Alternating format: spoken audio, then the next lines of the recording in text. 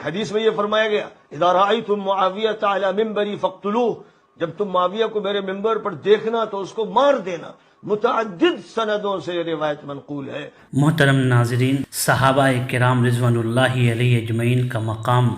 انبیاء علیہ الصلاۃ والسلام کے بعد سب سے بلند ہے۔ ناظرین، آپ کو اچھی طرح معلوم ہے مولانا سلمان ندوی نے کس طرح گستاخی کی ہے۔ یہ گستاخی تمام علماء کرام ان کا بائیکاٹ کر دیا ہے اور کہہ دیا ہے کہ ان کو ہوش میں آنا چاہیے، اہل سنت والجماعت سے یہ خارج ہے۔ اور آپ اچھی طرح جانتے ہیں صحابہ کو برا کہنے والا ان کا مسلک کیا ہے اور پہلے کیا تھا۔ مانتے ہیں کہ یہ حضرت مولانا سلیمان ندوی، مولانا ابو الحسن علی میاں ندوی کے گھرانے سے ہیں، ان کا تعلق، اور یہ سید ہے، ان کا مقام بہت اونچا ہے، لیکن سید ہو کر صحابہ کرام رضوان اللہ علیہ اجمعین کی شان میں گستاخی کرنا یہ کتنی بڑی پاپی کی بات، افسوس کی بات، افسوس صد افسوس۔ تو ناظرین،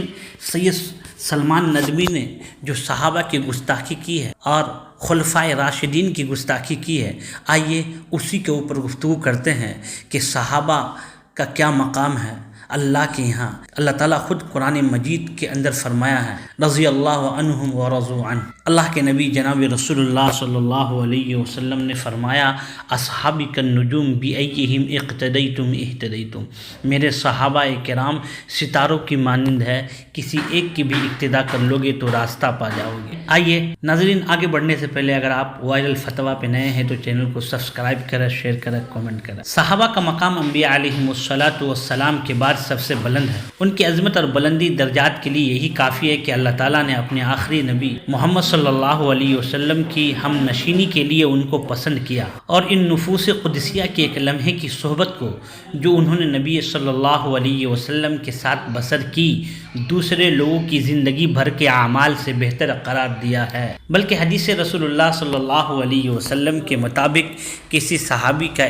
ایک سیر اللہ کی راہ میں خرچ کرنا دوسرے لوگوں کا احد پہاڑ کے برابر سونا خرچ کرنے سے کہیں بہتر ہے۔ کتاب و سنت میں جگہ جگہ صحابہ کرام کے مقام اور ان کی عظمت کو بیان کیا گیا ہے، جن کو پڑھنے اور سمجھنے کی ضرورت ہے تاکہ جانے انجانے میں ہم سے کوئی گستاخی کسی صحابی سے متعلق نہ ہو جائے، خاص طور سے اس دور میں جبکہ یہودیت اور شیعیت دانستہ طور پر صحابہ کے مقام و مرتبے کو داغدار کرنے کی مہم شروع کر رکھی ہے۔ سنیوں میں سے انہوں نے اعلی کار بنائے ہیں تاکہ وہ اپنے مشن میں پورے طور پر کامیاب ہو سکے۔ آج صحابہ کی توہین اور گستاخی ان لوگوں کی زبانوں سے بھی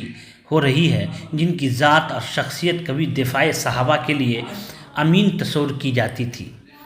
ایسی حالت میں ہمیں پہلے سے زیادہ چوکنا رہنے کی ضرورت ہے تاکہ کوئی سلمان ندوی صاحب جیسا شخص ہم میں سے اٹھ کر صحابہ کرام کی پاک جماعت پر نعوذ باللہ منافقت کا لبادہ نہ اڑا دے، صحابہ کو مخلص اور غیر مخلص کے زمرے میں نہ بانٹ دے۔ حالانکہ قرآن و حدیث میں اس قسم کی کوئی تقسیم نہیں کی گئی ہے۔ آپ صلی اللہ علیہ وسلم کے زمانے میں جو بھی منافقین تھے وہ معروف مشہور تھے، صحابہ بھی ان سے باخبر تھے، اس لیے یہ بات کہ صحابہ منافق بھی تھے آج سے پہلے کسی نے نہ کی، بلکہ صحابیت منافقت کی ضد ہے، دونوں اکٹھے نہیں ہو سکتے۔ لیکن نہ جانے کیوں مولانا سلمان ندوی صاحب نے اپنی متعدد تقریروں میں اس قسم کی جرات کی ہے، جو کچھ سالوں سے ان کا اسلوب یہ بتلاتا ہے کہ وہ یہودی اور شیعوں کے زر خرید غلام بن چکے ہیں اور اپنے انہی آقاؤں کے اشارے پر لکھتے اور بولتے ہیں اور اپنی عاقبت کی مطلق پرواز نہیں کرتے۔ اللہ تعالیٰ نے فرمایا کہ اور جو مہاجرین اور انصار سابق اور مقدم ہیں اور جتنے لوگ اخلاص کے ساتھ ان کے پیرو ہیں، اللہ ان سب سے راضی ہے اور سب اس سے راضی ہو۔ دوسری جگہ اللہ تعالیٰ نے صحابہ کے مقام کو ان کے الفاظ میں اجاگر کیا ہے۔ محمد صلی اللہ علیہ وسلم اللہ کے رسول ہیں اور جو لوگ ان کے ساتھ ہیں کافروں پر سخت ہیں، آپس میں رحم دل ہیں، تو انہیں دیکھے گا کہ رکوع اور سجدے کر رہے ہیں،